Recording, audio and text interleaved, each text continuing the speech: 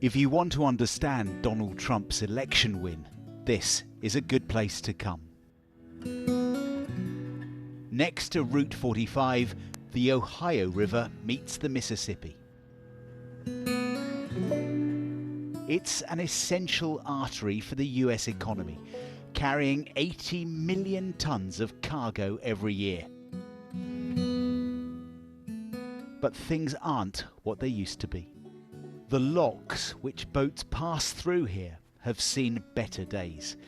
Nearly 100 years old, they regularly break down, causing long and costly delays. It's around 52 hours at one time. So a boat could be waiting out there for 52 hours before coming through? Yes, sir. Mark, the lock keeper, says it's a struggle to keep trade moving.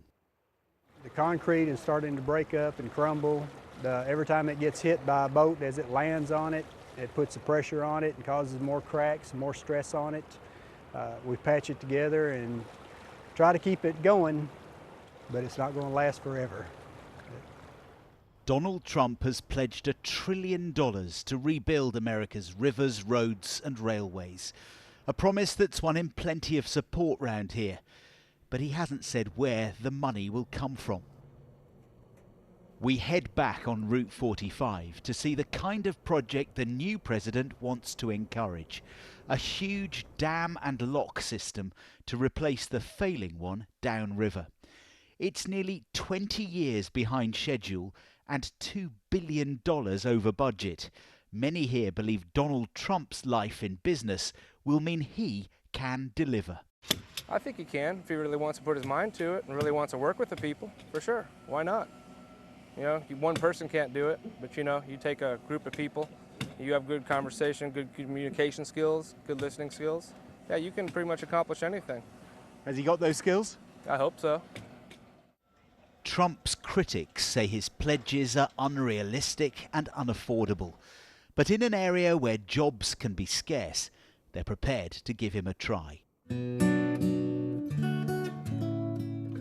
We drive on into America's rural south.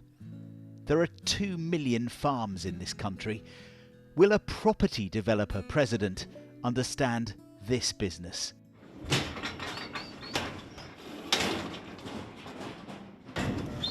At the University of Tennessee, students are learning how to weigh and vaccinate cattle. Stick it in, depress it fully, and pull it out.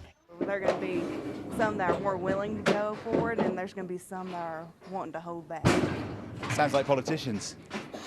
I guess so. If you want to start at the back. Donald Trump won nearly 80% of the vote in the Martin area. They like his confidence, and in turn, they have confidence in him.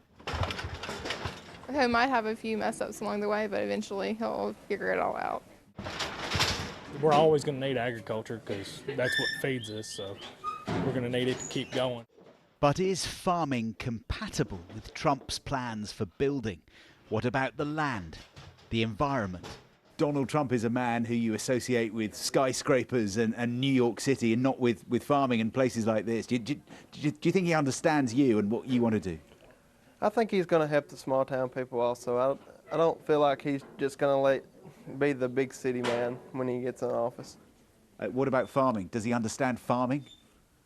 Not as well as some agriculture people. Whether it's agriculture or infrastructure, in these communities away from Washington, many feel Trump will be a president who finally speaks for them, someone not just following the political herd. Jon Kay, BBC News, Tennessee.